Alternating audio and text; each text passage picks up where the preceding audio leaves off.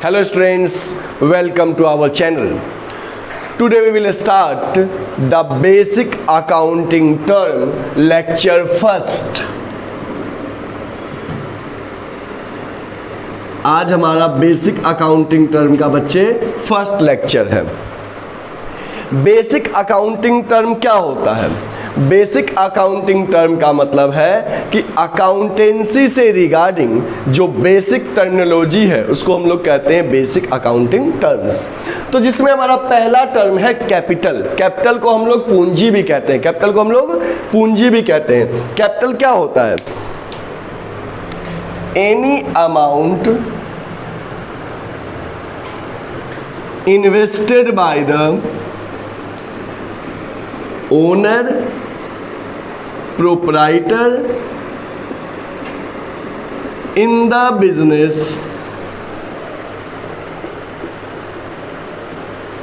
is called capital.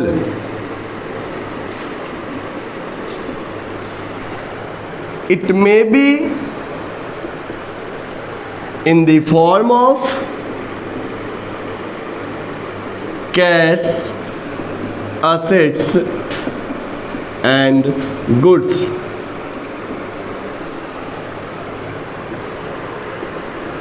Capital has credit balance.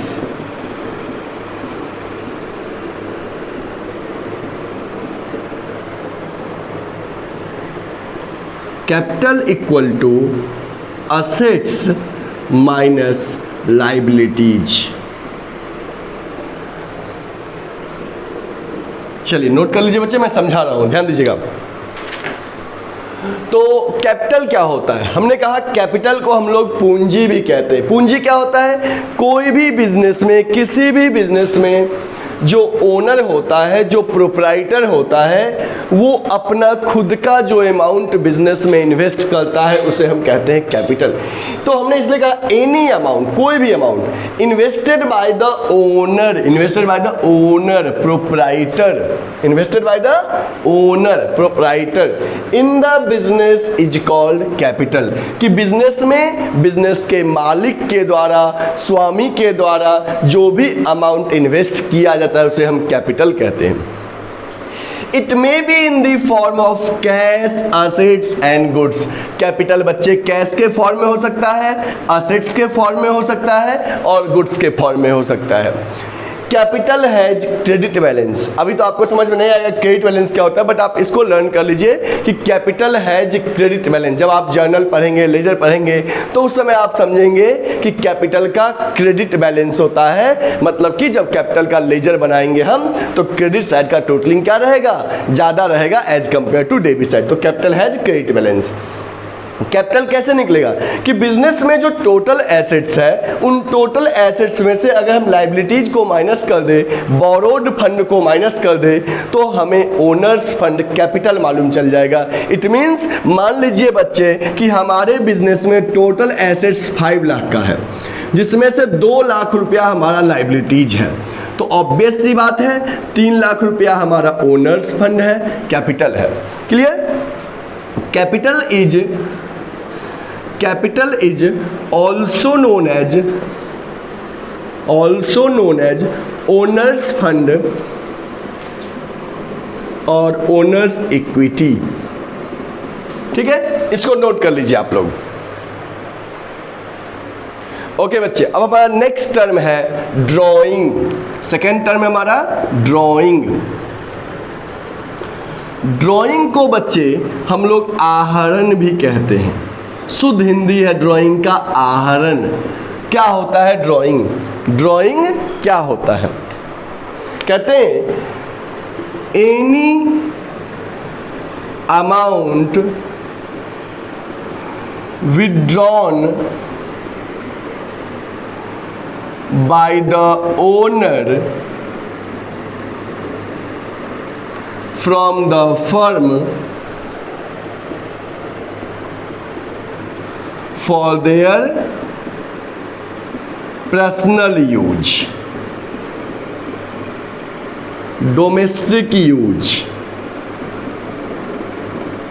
household purpose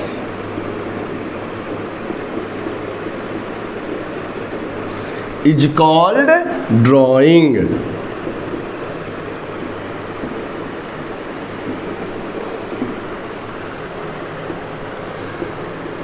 with the amount of drawing, note करते चलिए, amount of drawing,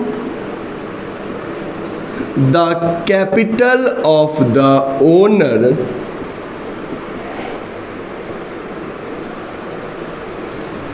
reduce in the firm।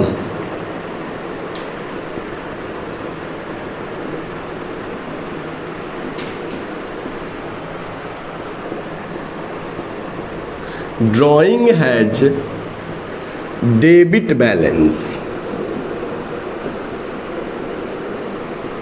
चलिए बच्चे समझिए drawing क्या होता है। ड्राइंग क्या होता है, हमने लिखा कि drawing means any amount withdrawn by the owner, कोई भी अमाउंट जो ओनर के द्वारा विड्रॉ किया गया है, किस पर्पस के लिए, for their personal use, private use, domestic use, household purpose, that is known as drawing. Business में अगर ओनर बिजनेस का कोई भी कैश या बिजनेस का एसेट्स या गुड्स अपने पर्सनल यूज के लिए विड्रॉ करता है, उसे हम ड्राइंग कहते हैं।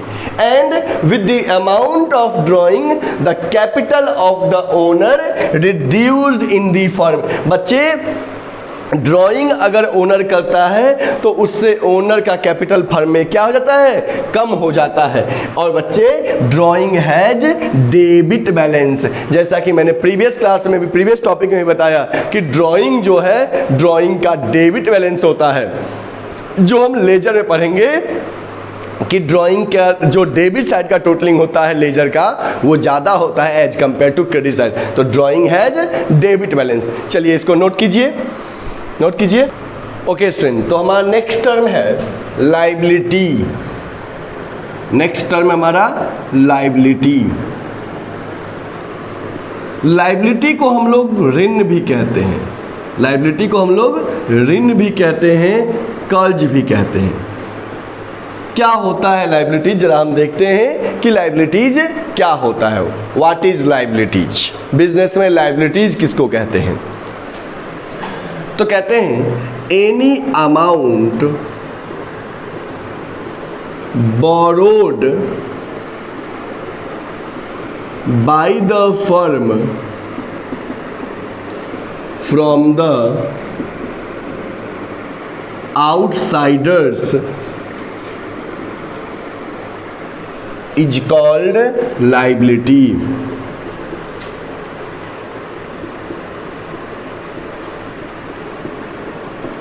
कहते हैं any amount borrowed by the firm from the outsiders is called liabilities. कोई भी अमाउंट जो बिजनेस ने आउटसाइडर्स से लिया है। Who is outsiders, outsiders means other than owner, other than owner, owner को छोड़कर जो बाहरी पर्सन है, बिजनेस उससे जो भी अमाउंट बोरो किया है, उधार लिया है, बिजनेस उसको लाइबिलिटी कहता है, ऋण कहता है।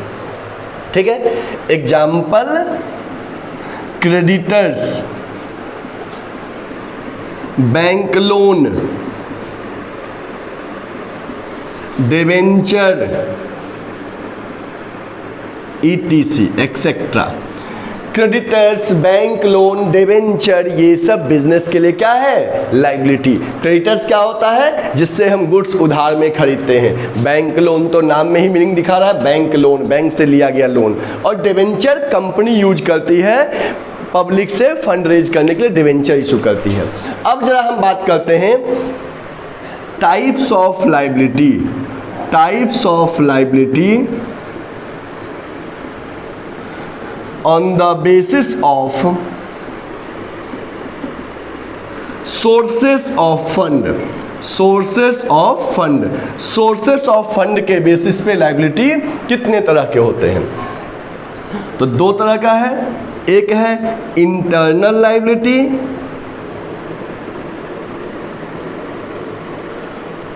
और दूसरा है एक्सटर्नल लाइबिलिटीज।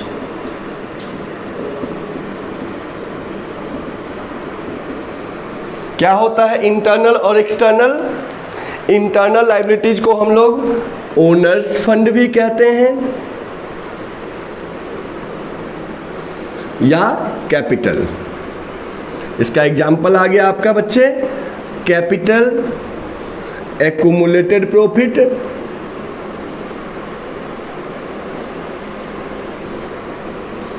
और एक्सटर्नल लायबिलिटीज को हम लोग बोरोड फंड कहते हैं।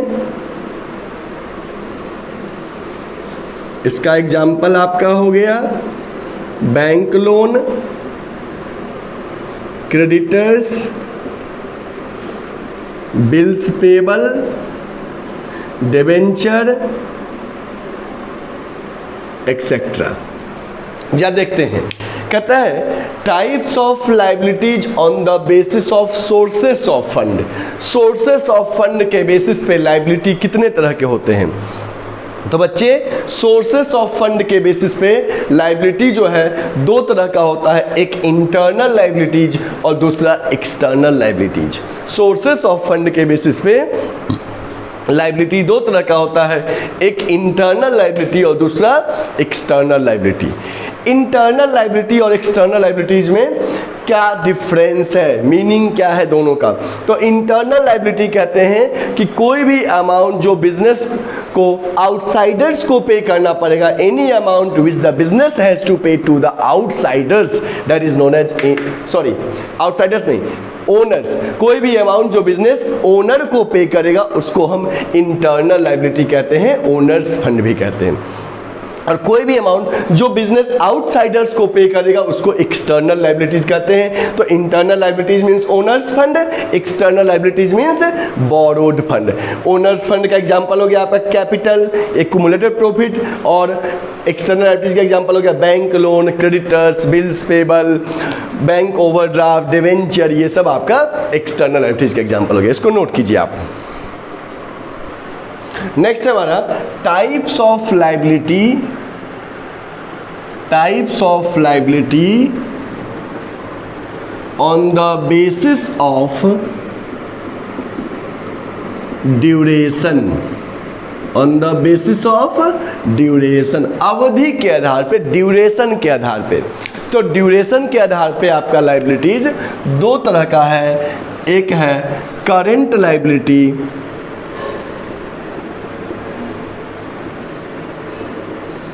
और दूसरा है नॉन करेंट लाइबिलिटीज। एक है आपका करेंट लाइबिलिटीज और दूसरा है नॉन करेंट लाइबिलिटीज। चलिए देखते हैं करेंट लाइबिलिटीज क्या होता है। कहते हैं the liabilities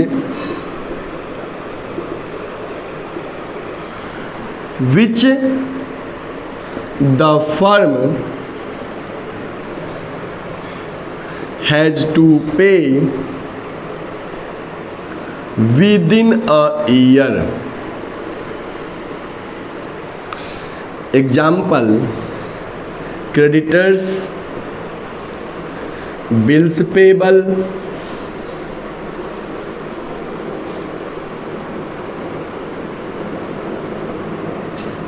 bank overdraft, TC। और नॉन करेंट लाइबिलिटीज क्या होता है? The liabilities which the firm has to pay after a period of 1 year। Example, long term loans, debenture, mortgage loan etcetera. समझते हैं जरा इनको। कहते types of liabilities on the basis of duration. Duration के basis पे liabilities दो तरह के हैं, एक करंट लाइबिलिटीज और दूसरा नॉन करंट लाइबिलिटीज। ये करंट लाइबिलिटीज और नॉन करंट लाइबिलिटीज में क्या डिफरेंस है?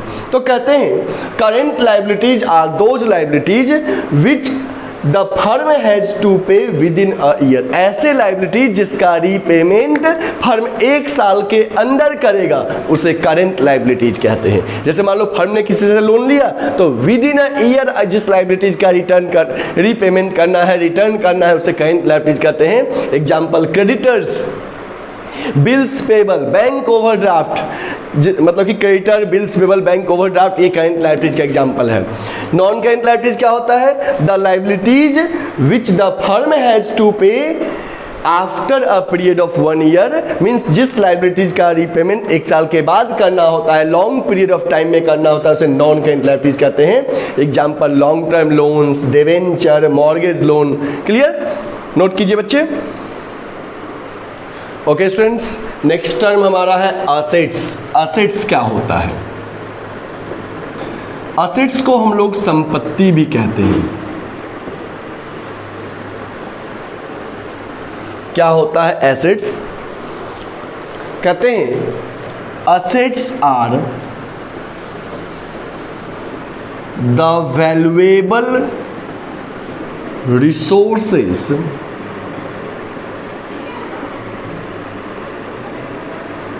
owned by the firm which has acquired at a measurable money cost। ये डेफिनेशन जो है प्रोफेसर R.N. एंथोनी ने दिए हैं।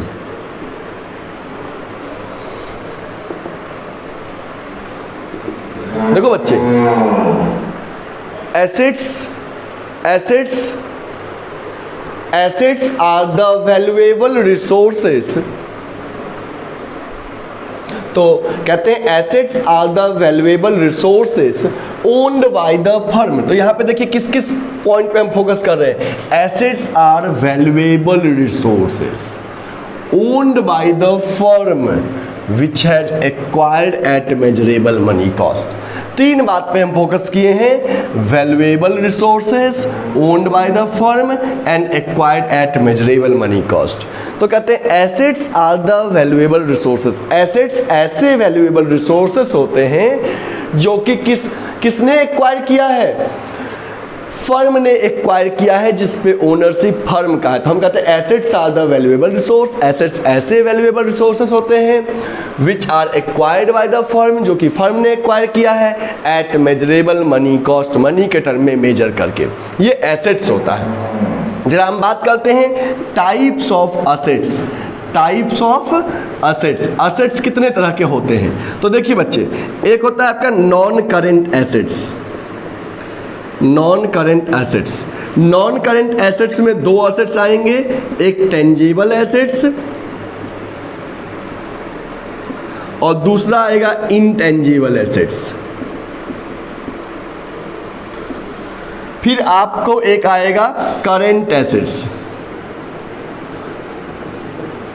Next liquid assets. नोट करते चलिए साथ साथ। Next wasting assets and next nominal assets, जिसको हम लोग फिक्टिशियस एसेट्स भी कहते हैं। ठीक है, इसको नोट कर लीजिए। तो हम देखते हैं, हमारा पहला एसेट्स था नॉन करेंट एसेट्स। क्या होता है नॉन करेंट एसेट्स? नोट कीजिए, the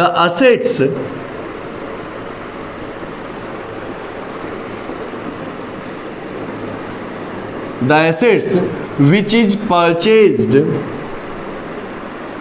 not for the resale but for the long term use in the business is called non current assets. Example land, building, plant, goodwill, etc. It is also called fixed assets. देखो बच्चे, non current assets कहते हैं the assets which is purchase not for resale, which is purchase not for resale, ऐसे asset जिसको हम बेचने के लिए परचेज नहीं किए हैं।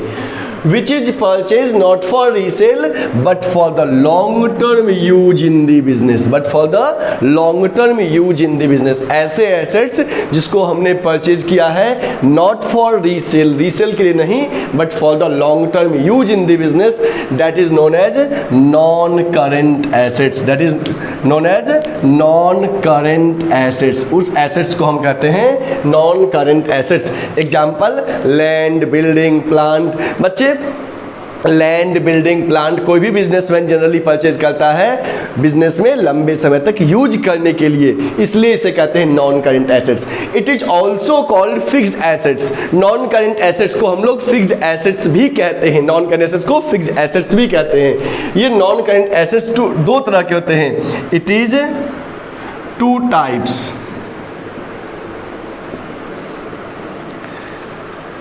पहला टेंजेबल एसेट्स। क्या होता है tangible assets? These are the assets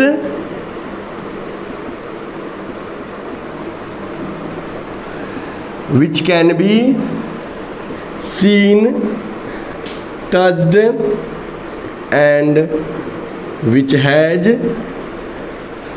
physical existence. Example land, building, plant, etc. और एक होता है intangible assets।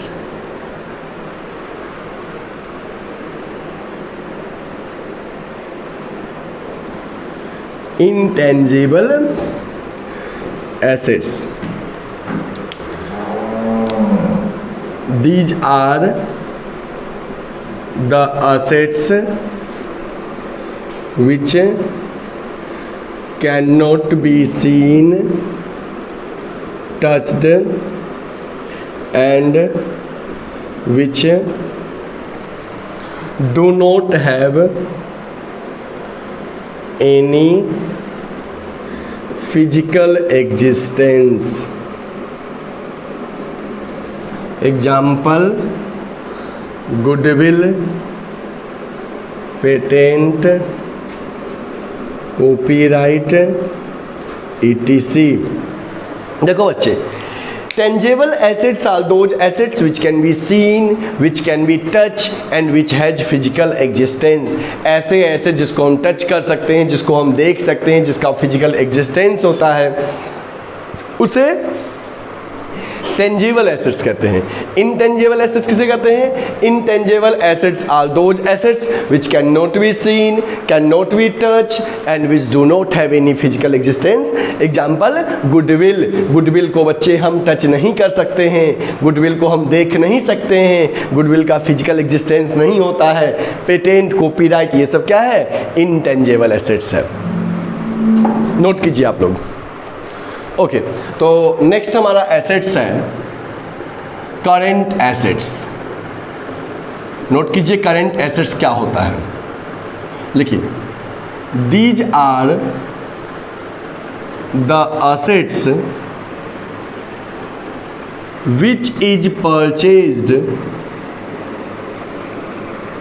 Either for sale और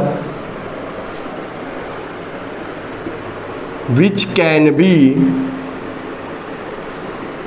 converted into cash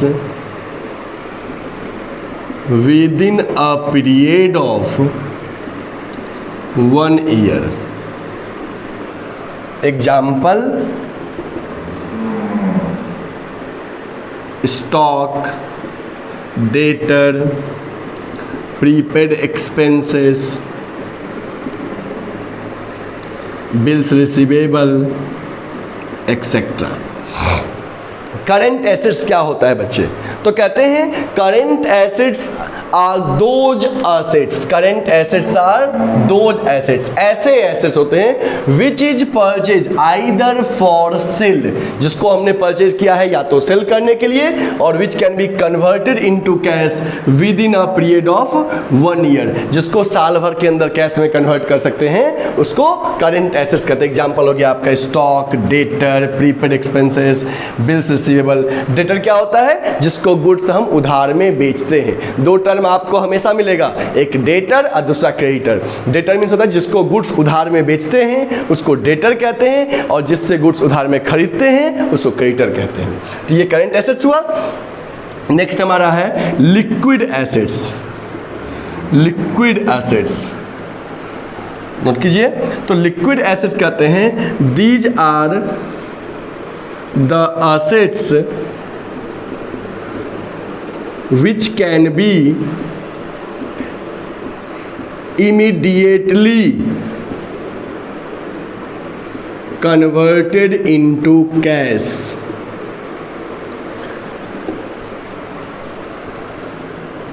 All current assets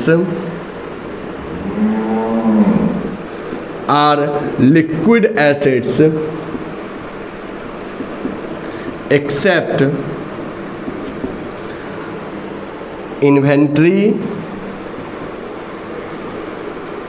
prepaid expense and advance tax। Means अगर आपको लिक्विड एसेट्स निकालना है बच्चे तो क्या करिए, करेंट एसेट्स में से इन्वेंट्री, प्रीपेड एक्सपेंस और एडवांस टैक्स का जो सम होगा ये माइनस कर दीजिए तो आपको लिक्विड एसेट्स निकल जाएगा।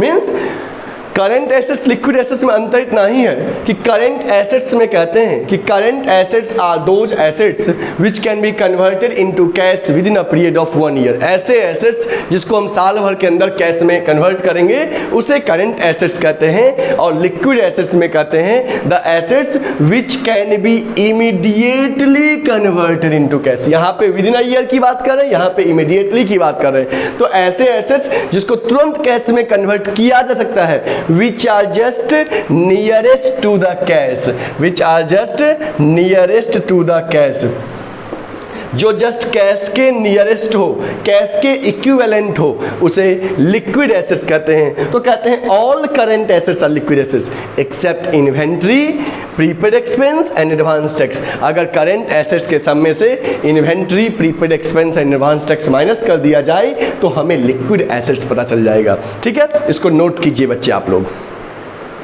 नेक्स्ट है हमारा स्टूडेंट्स